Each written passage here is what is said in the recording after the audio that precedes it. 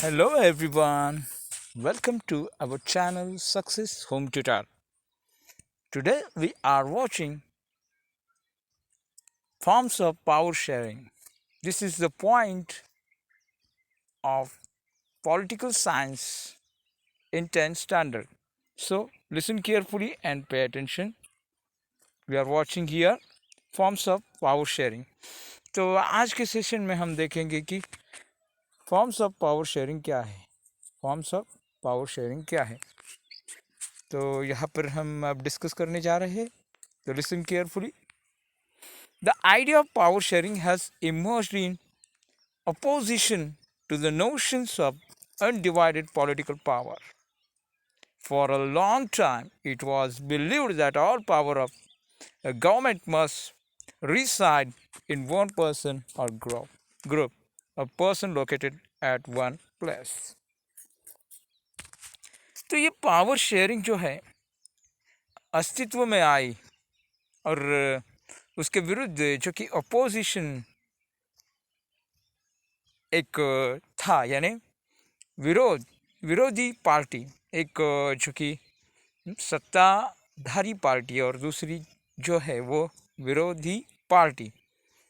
सत्ताधारी यानी जिसके पास सत्ता है और विरोधी जो कि सत्ताधारी पार्टी को जो गलत निर्णय है वो दिखाने का काम करती है. तो पहले क्या था, ये जो पद्धति है पहले से अस्तित्व में है, मगर पहले एक ही इंसान के हाथ में ये सभी सत्ता होती थी. Must be reside in one person और group of persons located at one place. तो एक व्यक्ति या ग्रुप के हाथ में ये सत्ता थी. It was felt that if the power to decide is displaced, it would not be possible to take quick decisions and enforce them. तो इसके क्या कारण क्या होता था, यदि ग्रुप में सत्ता हो तो क्विक डिसीजन लेने में प्रॉब्लम आ सकती है. तो ये बड़ा प्रॉब्लम है इसमें. एंड टू एनफोर्स देम, और इसके लिए फोर्स किया जाता था.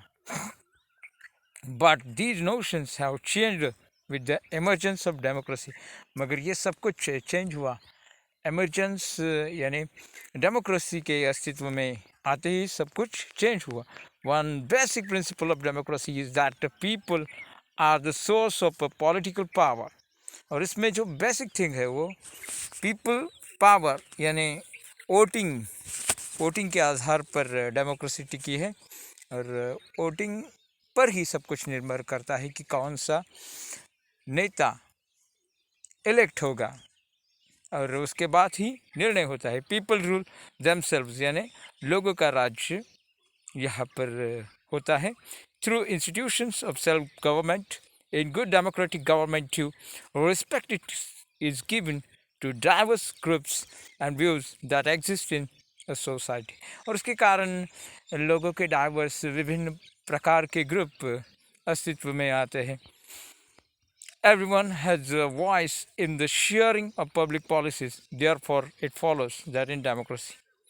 तो हर एक ग्रुप को अपने यानी गट को अपने विचार शेयर करने का यहाँ पर अधिकार होता है. और इस प्रकार वो दबाव लाकर अपनी मांगे पूरी कर सकते हैं. यहाँ पर बहुत ही अच्छा है ये डेमोक्रेटिक जो डेमोक्रेटिक शासन पद्धति का ये अंग है, बहुत ही अच्छा अंग. Power should be distributed among as many citizens as possible. और ये पावर जो है वो डिस्ट्रीब्यूट किया जाता है बहुत जो सिटीजन वगैरह और जो ग्रुप है उनमें डिस्ट्रीब्यूट किया जाता है, यानी दिया जाता है सब कुछ. अब इन मॉडर्न डेमोक्रेसीज, ये जो नई डेमोक्रेसी है, आधुनिक डेमोक्रेसी, आधुनिक लोकतंत्र, उसमें क्या है, power sharing arrangements can take many forms. और ये पावर शेयरिंग जो है वो क्या है, मैनी फॉर्म्स यानी बहुत से प्रकारों में विभाजित किया गया है. Let us look at some of the most common arrangements that we have और विल कम अक्रॉस. और एक कॉमन अरेंजमेंट है इसमें, एक महत्वपूर्ण अरेंजमेंट है इस पावर शेयरिंग में।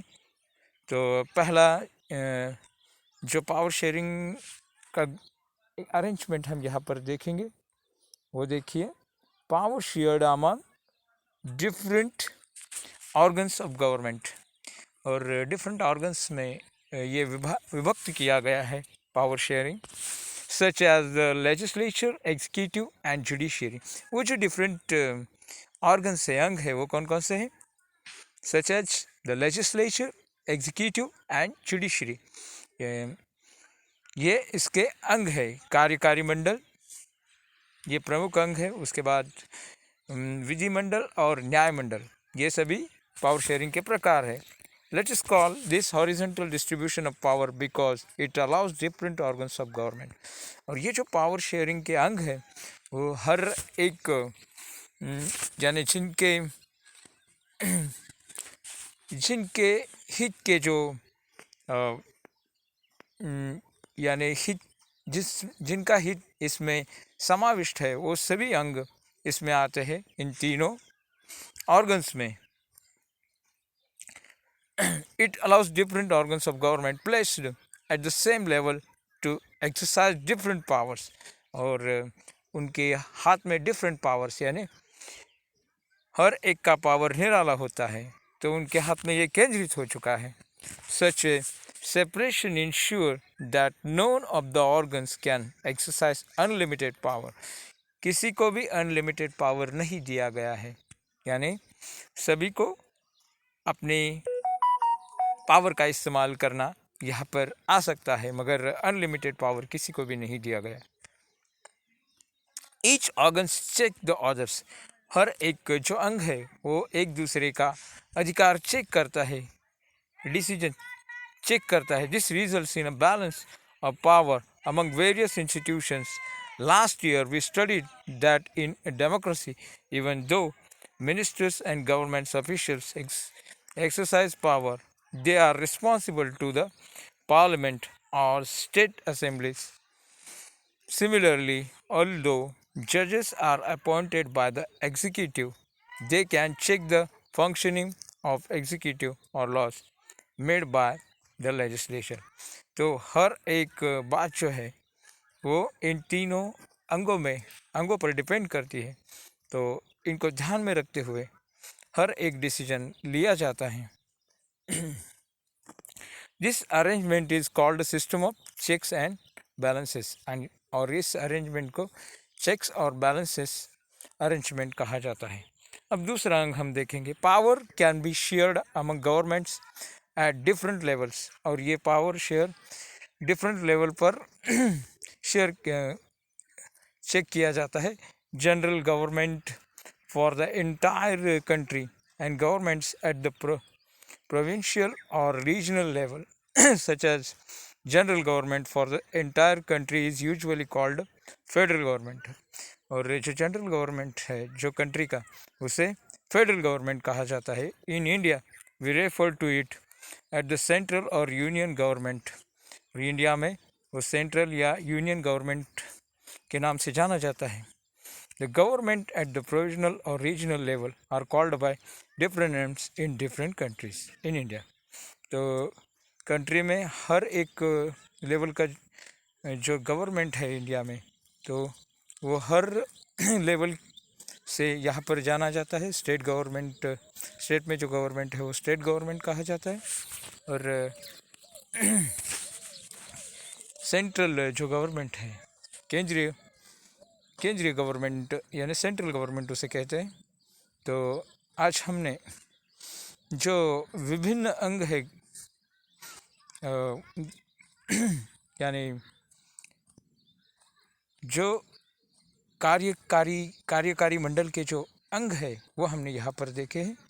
तो मैं प्रशांत जाधव अपना ये शॉर्ट लेक्चर यहाँ पर ख़त्म करता हूँ, और आप सभी की विदा मैं यहाँ पर लेता हूँ। नमस्कार।